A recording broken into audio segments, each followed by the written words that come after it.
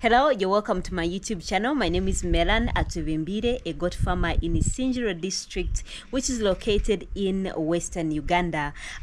So my farm is in the village at the border of Uganda and Tanzania. So the prices that I'm going to be talking about here for different items may be so different from yours if you are near the city or major towns in the country, or if you're outside of Uganda.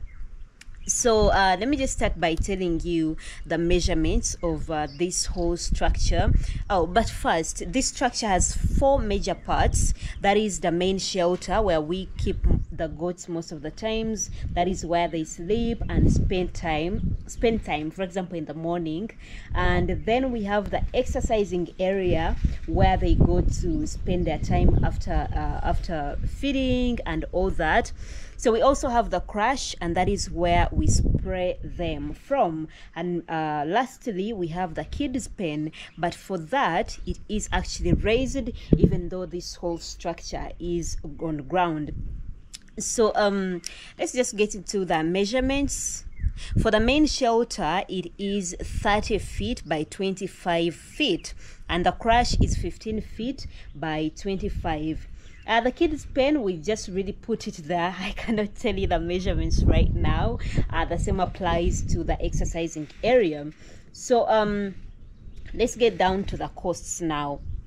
Okay, so we used 105 trees, and each tree cost us 7,000 Ugandan shillings. So we were also charged 100,000 Ugandan shillings for transportation. That was to get the trees from the forest where we bought them to bring them to our farm. We also in total we used 785,000 Ugandan shillings on trees alone.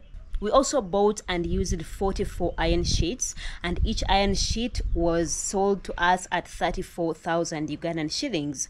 So overall, we used 1,496,000 on iron sheets.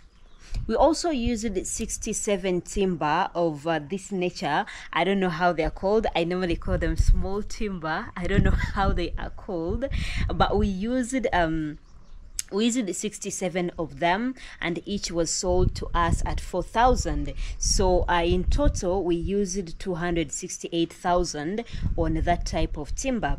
So we also had to use this big timber that we use we actually put it up on the kids pen, and we used 17 of those, and each timber cost us 18,000 Ugandan shillings. So in total we used 306,000 Ugandan shillings on that type of timber. We also used 8 rolls of wire mesh, and each was sold to us at 85,000 Ugandan shillings. So we spent 680 on that. We had to also buy lots of nails, bolts and locks, but I also forgot to note those down, so I cannot tell you the exact figures, but I can assume that we used over 200 on those. And also on what is that word called? Miscellaneous? Correct me on the right pronunciation of the word, but I'm talking about the things like food, things like transport, things like that. So we used over like 200 or 250. So we also paid 500,000 Ugandan shillings for labor, and then that is it actually. Yeah, so we spent 500,000 Ugandan shillings on labor. But I'm thinking of putting up, I realized recently after it started raining, because we put up this structure during the dry season, so we did not think so much about rain when it comes. So here we have running water, so it may come and enter the shelter, and then, you know, come up with all disease and all that. So we are thinking of putting up like something like tarmac, or like how we do on roads, cement, to put cement there. So I'm going to be buying more things to make sure that water doesn't enter the shelter. So I'm talking about cement, I'm talking about sand, I'm talking about things like that. So we are going to be incurring more costs. We also realized that we have so much wind here because we are living the farm is at a hilly area, so we normally have wind here when it's time for rain. We have wind here, so we are thinking of putting up more iron sheets to cover the down area, so these animals do not get so cold, because when it rained yesterday we realized that they get so cold they may actually end up getting sick. So we're going to be putting up iron sheets. Even in the kids' pen, we realized that we were supposed to put the timber up to the roof area, so we are going to be adding more timber. That means more costs, but it may be different for you where you are living, so I don't think you may need to actually put up those other things. So right now we have used almost 4 million Ugandan shillings on this whole thing, the whole structure. So yeah, that is how much money we have used to put up this structure. I watched a video before I started the construction here, and this person was talking about how she used 2 millions. She was like, 2 millions is okay to put up. It is enough to put up this structure. And for me, I went on a budget of 3 million Ugandan shillings, but with the time I realized that I actually needed more money because things kept I bought things, for example trees. I bought like 60 trees, and then later I was told that we needed more, so I had to buy more. Even the wire mesh, I had to buy more things, and that means that we had to spend more money on transport.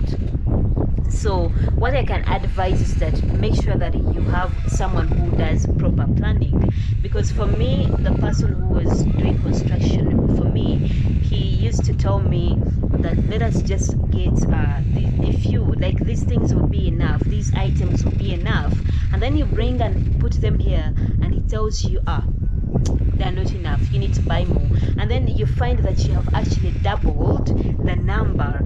So make sure that you get a good planner who is going to give you a perfect plan, so you do not have to keep going and getting more items, because you'll be going going back, bringing things means that you're going to be spending more money. I'll give you an example. Each trip that we had for to bring trees, that meant that we had to pay 50,000. So the first time we went twice for trees, and if we had a good plan, we would have spent only 50,000 on transport costs for the trees, but we ended up using 100 because we had to go back. That was poor planning. So make sure that you get somebody who's going to do good planning for you. Thank you very much for watching this video. I hope you found it helpful, and I hope that you go out there and you put up your structure and you actually succeed in whatever you're going to be doing. Thank you very much. My name is Melan Atubembire, and I wish you luck.